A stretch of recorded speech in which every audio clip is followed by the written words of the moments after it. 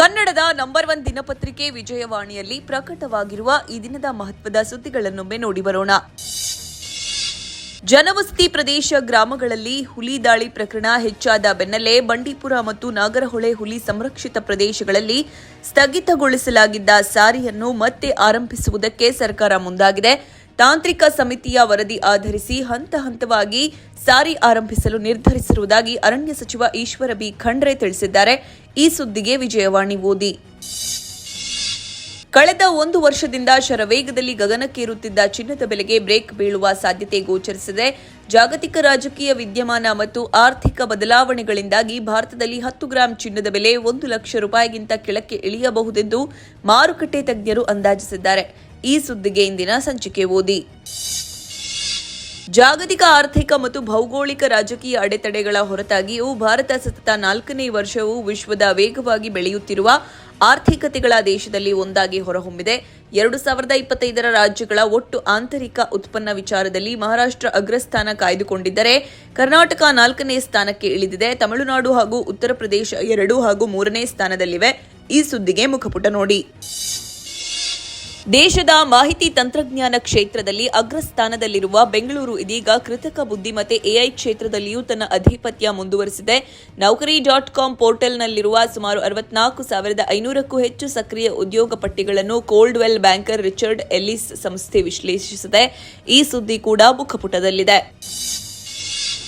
ಚೀನಾದಲ್ಲಿ ತಯಾರಾಗಿದ್ದ ರೋಬೋ ನಾಯಿಯನ್ನು ತಮ್ಮದೇ ಅನ್ವೇಷಣೆ ಎಂದು ಹೇಳಿಕೊಂಡು ಎಐ ಇಂಪ್ಯಾಕ್ಟ್ ಸಮಿಟ್ನಲ್ಲಿ ಪ್ರದರ್ಶನಕ್ಕಿಟ್ಟಿದ್ದ ಗ್ರೇಟರ್ ನೋಯ್ಡಾ ಮೂಲದ ಗಲ್ಟೋಯಾಸ್ ವಿಶ್ವವಿದ್ಯಾಲಯ ತೀವ್ರ ಮುಖಭಂಗಕ್ಕೀಡಾಗಿದೆ. ಈ ವಿಚಾರ ವಿವಾದಕ್ಕೀಡಾಗುತ್ತಲೇ ವಿವಿಯನ್ನು ಶೃಂಗದಿಂದ ಹೊರಹಾಕಲಾಗಿದೆ. ಈ ಸುದ್ದಿಯ ಜೊತೆಗೆ ಎಐ ಶೃಂಗದ ಕಂಪ್ಲೀಟ್ ಡೀಟೇಲ್ಗೆ ಇಂದಿನ ಸಂಚಿಕೆ ಓದಿ.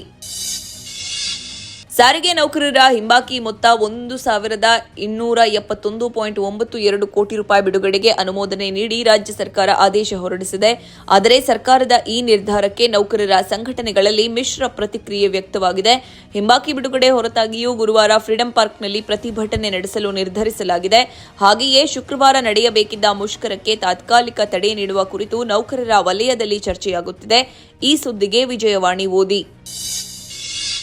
ಇರಾನ್ ವಿರುದ್ಧ ಬೃಹತ್ ಮಿಲಿಟರಿ ಕಾರ್ಯಾಚರಣೆ ನಡೆಸಲು ಅಮೆರಿಕ ಮತ್ತು ಇಸ್ರೇಲ್ ಸಜ್ಜಾಗುತ್ತಿರುವ ಮಾಹಿತಿ ಬಹಿರಂಗವಾಗಿದೆ. ಅಮೆರಿಕ ಸೇನೆ ಕಳೆದ 2 ದಿನಗಳಲ್ಲಿ F-22, F-35 ಮತ್ತು F-16 ಯುದ್ಧ ವಿಮಾನಗಳು ಹಾಗೂ ಹಲವು ಇಂಧನ ಮರುಪೂರಣ ವಿಮಾನಗಳು ಸೇರಿದಂತೆ 50ಕ್ಕೂ ಹೆಚ್ಚು ಯುದ್ಧ ವಿಮಾನಗಳನ್ನು ಮಧ್ಯಪ್ರಾಚ್ಯಕ್ಕೆ ಕಳುಹಿಸಿದೆ. ಯಾವುದೇ ಸಂದರ್ಭದಲ್ಲಿ ಇರಾನ್ ಮೇಲೆ ದಾಳಿ ನಡೆಯಬಹುದೆಂದು ಹೇಳಲಾಗುತ್ತಿದೆ. ಈ ಸುದ್ದಿಗೆ ದೇಶ ವಿದೇಶ ಪುಟ ನೋಡಿ. ಕಣಿವೆ ಪ್ರದೇಶ ಜಮ್ಮು ಕಾಶ್ಮೀರ ಕ್ರಮೇಣವಾಗಿ ಶಾಂತಿಯತ್ತ ಮರಳುತ್ತಿದೆ. ಆದರೆ ಪಾಕಿಸ್ತಾನ ಮೂಲದ ಕೆಲವು ಸಂಘಟನೆಗಳು ಕಣಿವೆಯಲ್ಲಿ ಮತ್ತೆ ಸಕ್ರಿಯವಾಗಿದ್ದು ಕಾಶ್ಮೀರಿ ಪಂಡಿತರಿಗೆ ನಿರಂತರವಾಗಿ ಬೆದರಿಕೆ ಒಡ್ಡುತ್ತಿವೆ. ಅದರಲ್ಲೂ 1990ರಲ್ಲಿ ಸಕ್ರಿಯವಾಗಿದ್ದ ಮತ್ತು ಕಾಶ್ಮೀರಿ ಪಂಡಿತರನ್ನು ಭೀಕರವಾಗಿ ಹಿಂಸಿಸಿದ ಜಾಬಾಜ್ ಫೆರ್ಸ್ ಕೂಡ ಮತ್ತೆ ತಲೆ ಎತ್ತಿದ್ದು ಸಾರ್ವಜನಿಕ ಪ್ರದೇಶಗಳಲ್ಲೇ ಪೋಸ್ಟರ್ ಅಂಟಿಸಿ ಬೆದರಿಕೆ ಒಡ್ಡಿದೆ. ಈ ಕುರಿತ ಫೋಕಸ್ ಸ್ಟೋರಿಗೆ ಚಿಂತನ ಪುಟ ನೋಡಿ. ಬ್ಯಾಂಕಿಂಗ್, ಲೋಹ ಮತ್ತು ಎಫ್ಎಂಸಿಜಿ ವಲಯದ ಷೇರುಗಳ ಖರೀದಿಯಿಂದಾಗಿ ಷೇರು ಮಾರುಕಟ್ಟೆ ಬುಧವಾರ ಸತತ 3ನೇ ದಿನವೂ ಏರಿಕೆ ಕಂಡಿತ್ತು.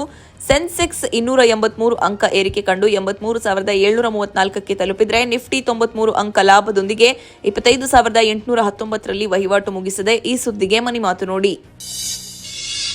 ಕರ್ನಾಟಕ ತಂಡ ಪ್ರತಿಷ್ಠಿತ ರಣಜಿ ಟ್ರೋಫಿ ದೇಶೀಯ ಕ್ರಿಕೆಟ್ ಟೂರ್ನಿಯಲ್ಲಿ 11 ವರ್ಷಗಳ ಬಳಿಕ ಫೈನಲ್ಗೇರುವುದು ಖಾತ್ರಿಯಾಗಿದೆ. ಉತ್ತರಾಖಂಡ ವಿರುದ್ಧದ ಸೆಮಿಫೈನಲ್ ಪಂದ್ಯದಲ್ಲಿ ಭಾರೀ ಮುನ್ನಡೆ ಸಂಪಾದಿಸುವ ಮೂಲಕ ದೇವದತ್ತ ಪಡಿಕ್ಕಲ್ ಬಳಗ ಈ ಸಾಧನೆ ಮಾಡಿದೆ. ಪ್ರಥಮ ಇನ್ನಿಂಗ್ಸ್ನಲ್ಲಿ 736 ರನ್ಗಳ ಬೃಹತ್ ಮೊತ್ತ ಪೇರಿಸಿದ್ದ ಕರ್ನಾಟಕ ಪ್ರತಿಯಾಗಿ ಉತ್ತರಾಖಂಡವನ್ನು 233 ರನ್ಗೆ ನಿಯಂತ್ರಿಸಿತ್ತು. ಬುಧವಾರ 2ನೇ ಇನ್ನಿಂಗ್ಸ್ನಲ್ಲೂ 6 ವಿಕೆಟ್ಗೆ 299 ರನ್ ಗಳಿಸಿರುವ ದೇವದತ್ತ ಪಡಿಕ್ಕಲ್ ನಾಯಕತ್ವದ ತಂಡ ಒಟ್ಟಾರೆ 802 ರನ್ಗಳ ಬೃಹತ್ ಮುನ್ನಡೆ ಪಡೆದುಕೊಂಡಿದೆ. ಈ ಸುದ್ದಿಗೆ ಕ್ರೀಡಾಪುಟ ನೋಡಿ.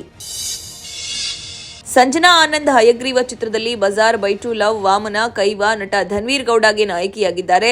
ರಘುಕುಮಾರ್ ಚೊಚ್ಚಲ ಬಾರಿಗೆ ಆಕ್ಷನ್ ಕಟ್ ಹೇಳಿರುವ ಈ ಕ್ರೈಮ್ ಮಿಸ್ಟರಿ ಥ್ರಿಲ್ಲರ್ ಇದೇ 27ರಂದು ರಾಜ್ಯಾದ್ಯಂತ ತೆರೆಗೆ ಬರಲಿದೆ. ಇದೇ ಖುಷಿಯಲ್ಲಿ ವಿಜಯವಾಣಿ ಜೊತೆ ಮಾತಿಗೆ ಸಿಕ್ಕಿದ್ದ ಅವರು ಹಯಗ್ರೀವ ಚಿತ್ರ ಪಾತ್ರದ ಬಗ್ಗೆ ಮನಬಿಚ್ಚಿ ಮಾತನಾಡಿದ್ದಾರೆ. ಈ ಸಿನಿಮಾ ಸುದ್ದಿಗೆ ಉಲ್ಲಾಸ. ನಮಸ್ತೆ ಬೆಂಗಳೂರು ನೋಡಿ.